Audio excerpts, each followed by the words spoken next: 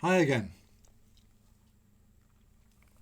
In 2021, I was walking through Liverpool city centre on my way to get a coffee, and the main square, Queen Square, was completely blocked off by police tape and a cordon, and I had to walk in a really big diverted route because the crime scene which was being searched was massive throughout the city centre, and nobody really knew what had happened, but it turned out that a young 12-year-old girl, Ava, had been murdered, her throat transected by a young boy, and it was a murder that stunned the whole population. And Stephen Graham, the noted actor, had been approached by a production company to suggest material for him to write and star in. And he immediately thought of the problem of knife murder. The Liverpool case and several others all around the same time were so much in his mind and hit him emotionally that he decided that would be the next project. And together with Jack Thorne, a scriptwriter, they put together what has been released as Adolescence. A series, a four-parter, which has both been a smash hit with viewers, but also the focus of a lot of pundits who have commented on it from the point of view of their own particular agendas. This was brought to a head really when in the House of Commons the Prime Minister responded to a planted question and made reference to the series Adolescence.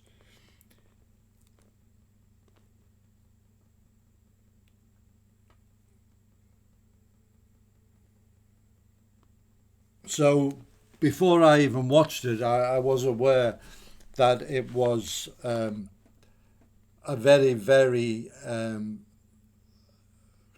not controversial, but topical and the object of much discussion. So I watched it, and here's my thoughts. Seldom does a series or a movie come up to the level of the hype. Adolescence does. It's as good as people say it is, and it deserves all the acclaim. It's hard-hitting, it's thought-provoking, and in short, it's superb. Some specifics. The story. It's a very interesting format. The 4 episodes each take a particular phase of the overall story. So episode 1 starts with a police raid on the sleeping family at about 6 o'clock in the morning by the armed police. They smash their way in through the front door and arrest the 13-year-old son in his bed.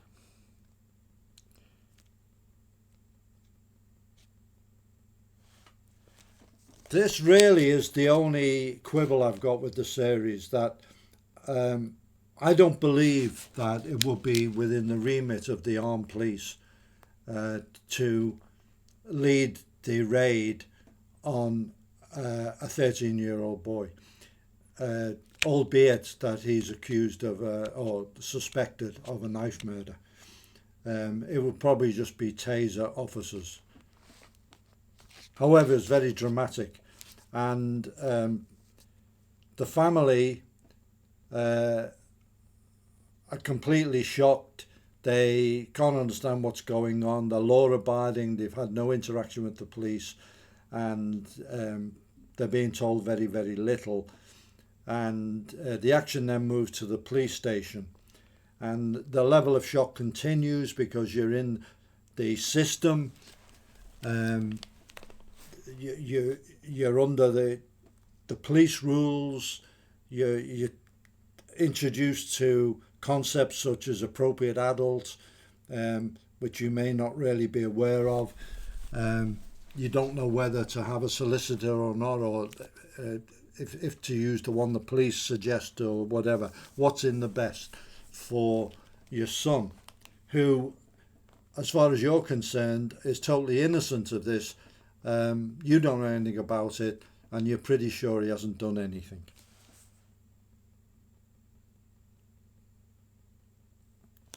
So the family is Eddie, played by Stephen Graham, obviously the spare for the whole series. Stephen Graham really is one of the top actors on the scene today. He's favoured by Hollywood. Martin Scorsese's used him. He's very versatile. He can act many, many parts, many roles, and he's always convincing in all of them. Somebody said to me the other day, he's up there with people like Gary Oldman, and I can't disagree. He's from Liverpool, but he can put on many accents. In Snatch, he played a Cockney, he's played Americans and so on, and he can do more with small facial expressions than many actors can do from chewing the scenery. So his wife is Mandy, played by Christine Tremarco, a Liverpool actress, and their daughter is Lisa. She's a little bit older than Jamie, and played by Amelie Peace.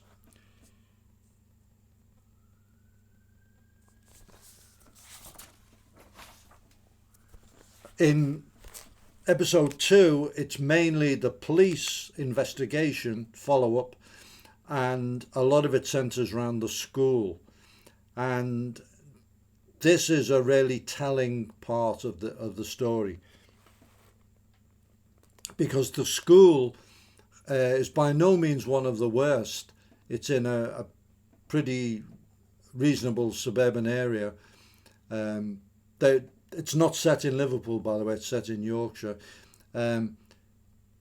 It's not, in the middle of a sink estate or anything like that. It hasn't got 30 languages being taught, but nevertheless, it's a zoo. The kids are just out of control. The staff really can't really do anything except shout at them and hope that they comply. One of the most telling scenes is when the lead detective, played by Ashley Waters, is told by his son, who's a pupil at the school, about the real meaning of the comments and emojis that are on Jamie's Instagram account. And this is an eye-opener to the detective, and it was an eye-opener to me, and I'm sure to many people who are not in the targeted age bracket for the Instagram. So very sinister undertones start to play out there.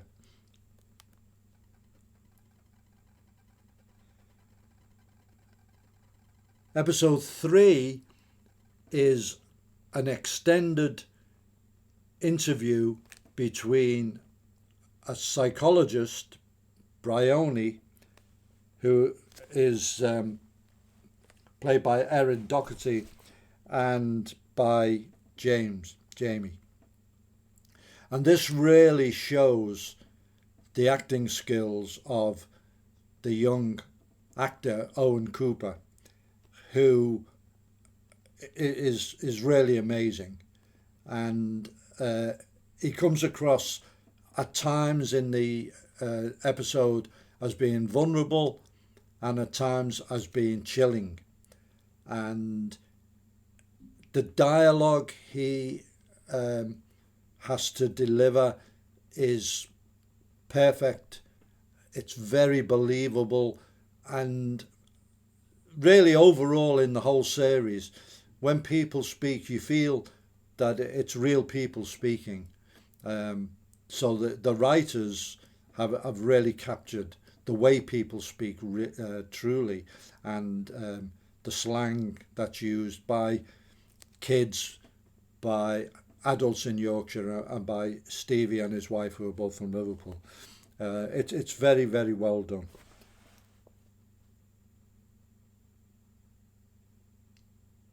Episode 4 takes place over a year later. Jamie is still incarcerated in this, what they call a training centre. It's one of those euphemistic places for some sort of lockup. But he hasn't yet come to trial. And it's Eddie's birthday, his 50th. And he's getting ready to celebrate, starting with a full English breakfast and so on. And there's actually some humour in this 4th episode, which I found very touching. And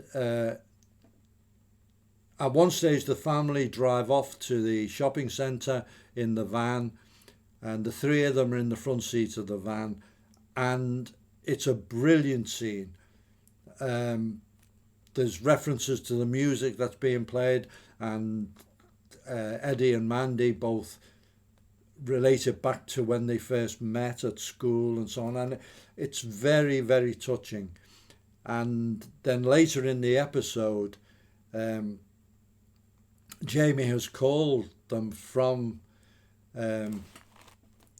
the centre where he's locked up, and it's pretty awkward phone call, neither side really know what to say, and Eddie's reflecting really on his role as a father, and he's wondering if he could have done anything different, and we realise that really he's been a great father by all metrics, but at the end of the day, Jamie's turned out to be a monster. And it's very emotional, very touching episode.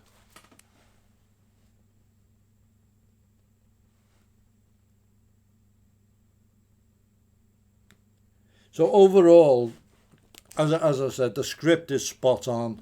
It does capture language very, very well. Not a false note in it at all. And I've got to give a lot of props to the kids in the school and so on. It doesn't seem to be acting. It's as if it's like a documentary. The camera's gone into a school and the kids are acting the way they act. But obviously it's a very well produced and scripted scene. So it's a great ensemble effort. The themes explored are timely, and no glib solutions are offered. Just an acceptance of the problems inherent in the juxtaposition of social media, peer pressure, and, referring to the title, adolescence, people going through puberty. I really enjoyed it, and I've had follow-up discussions with quite a few of my friends and colleagues, and it's one of those shows that you've enjoyed watching, and then you enjoy talking about it, and going over your favourite scenes, and saying, well, why did that happen, or who do you think is responsible, and so on. It's really, really has a lasting effect. And I'm sure that it will garner many, many accolades and awards during the award seasons for various television and entertainment events. If you haven't watched it, I heartily recommend it. I don't know if there'll ever be a second series. I can see how it could be made. If it is announced, I'll look forward to it immensely.